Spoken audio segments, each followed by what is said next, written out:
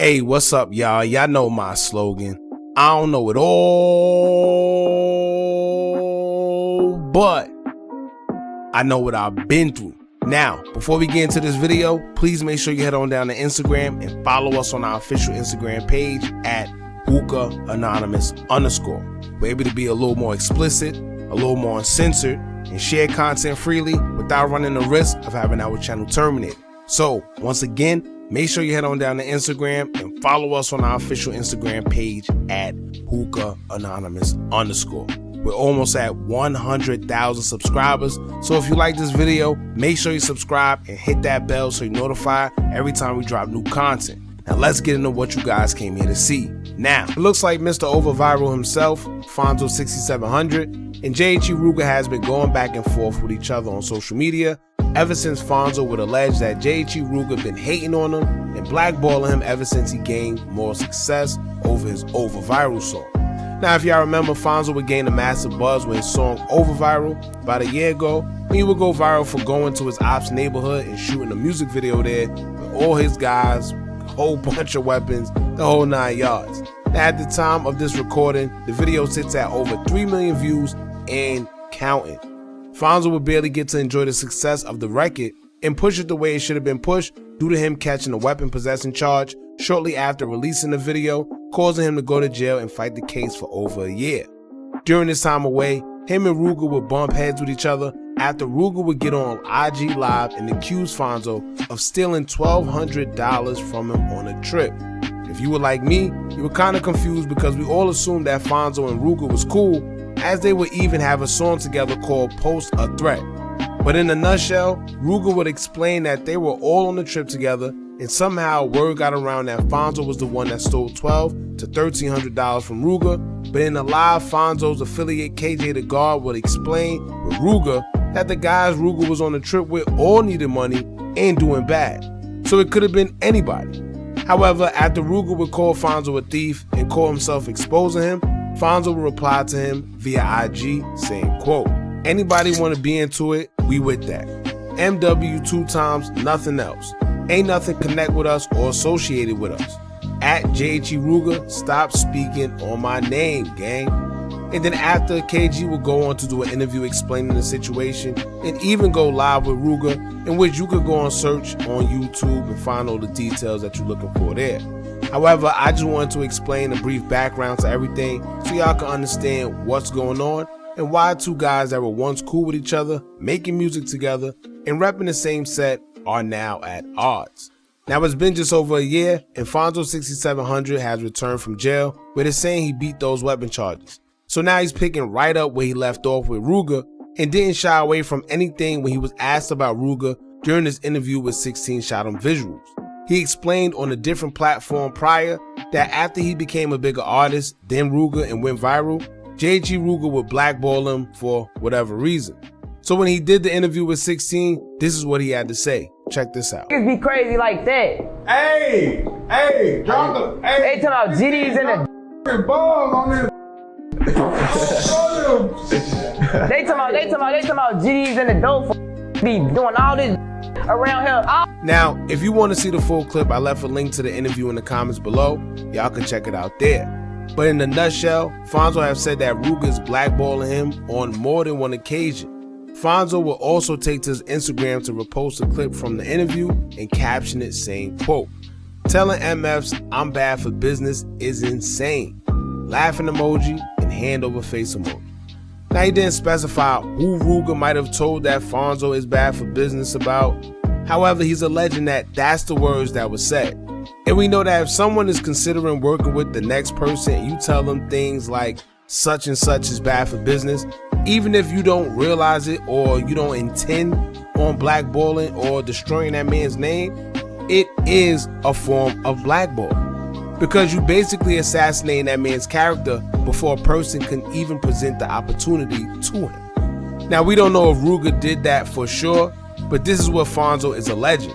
And if he is in fact telling the truth, then I can understand why he would say that Rooga is blackballing. Even if that's not Rooga's intention, it's a certain way you do things and there's a certain way that you don't do things, right? Telling another man that someone is bad for business can definitely cause someone not to work with that person because, you know, if they take your word highly and, you know, they feel it's credibility to your word, then they're not going to mess with him because he's bad for business. But anyway, Fonzo will go on to the next slide to say, quote, "Stop testing the new me like the old me ain't still in me." And that pretty much goes without saying. Y'all know exactly what he means when he says that. Now, Rooga would catch wind of the blackball rumors recently and would respond to Fonzo as he took to his Instagram story to address it, as he would repost his comment on a post of Fonzo and also caption it saying, quote, "He say I told @Columbia Records not to F with him," laughing emoji. And if you missed the comment in which he reposted about the Fonzo situation, he said, quote, "How can I tell a label don't F with you when I'm not even signed? And why would a label contact me about you, shorty? I gave you and your homie free features, didn't even charge y'all, but I'm blackballing. Get the F out of here. Why would I even waste my time helping you just to blackball you? It don't make sense. Stop capping in these interviews. I really helped a lot of you N-words. I've been past that little money, but don't cap out here. You jagged your own deal up because your little dumb A-word can't stay out of jail. But keep me out of the reason you didn't succeed. And one thing about good music, you can't blackball it. Ninja, just go harder." Now, Rooga did make a few key points, right? Blackballing does exist, but not too many people have the power to actually do it. And even if they try, it don't matter how much they try to blackball you, as long as you have a fire song, it's but so much that somebody can do. Labels don't care about personal BS. They don't care about personal relationships. They're all about business. They're about the money. And if they feel they can make money off you, it's nothing nobody can do. But I would disagree with one thing that Rooga did say. Rooga says, "Why would I waste time helping you just to blackball you?" Now, he's right in a sense. It doesn't make sense to help someone just to blackball them, but I can't sit here and act like it hasn't been done before. You have some people out there that want to see you do good, but they don't want to see you doing better than them. Right? Y'all know the saying, "I want to see you do good, just not better than me," or however they say it, whatever. So yeah, they'll help you and even seem like they're rooting for you in the beginning, but the minute you seem like you're about to blow up more than they are, their true colors start to show. Now, I don't know if that's the case between Fonzo and Rooga, but it is very much possible and it happens even up until this day. Now, the final point Rooga made is when he said you jagged your own deal up because you can't stay out of jail. And I hate to admit it, but if we're being honest, I can admit that by Fonzo getting locked up at a time where his song was buzzing, he may have missed one of the biggest opportunities of a lifetime, because he definitely was buzzing when he first dropped and couldn't do anything with the song given his legal situation. And we see this amongst a lot of young artists though, not just Fonzo, even big rappers. They come out with a nice song, but then get locked up or in some type of legal trouble, and then it stagnates them from getting the most out of the record. Either they're in jail and can't perform it, or they're on probation or house arrest and gotta ask for permission to go here, there, certain venues, can't be out at certain times. You know, they just can't promote the song the way they need to. I remember it happened to Bobby Shmurda when he came out with the infamous song that he did, throwing his hat up. Everybody loved the song, and he could have made more money than he did if he was able to perform it a lot of places that he wasn't able to. You know, pretty much handicapping your career. So I do get it that maybe Fonzo could have played a role in his own destruction. It is very much possible because it happens time after time. But the good thing about it is everything happens for a reason. And L's are only lessons, never losses. So at the end of the day, the same way Fonzo went viral the first time, it shows that he can do it again.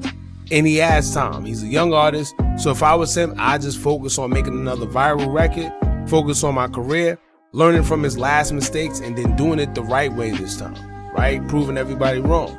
But anyway, that's pretty much it, man, when it comes to the back and forth between Fonzo600 and JHE Rooga. Y'all jump in the comments and let me know what y'all think about this. Don't forget to like, comment, share, subscribe. Hit that bell so you're notified every time we drop new content. And remember, as long as you keep on watching, I'm going to keep on dropping. And I'm out.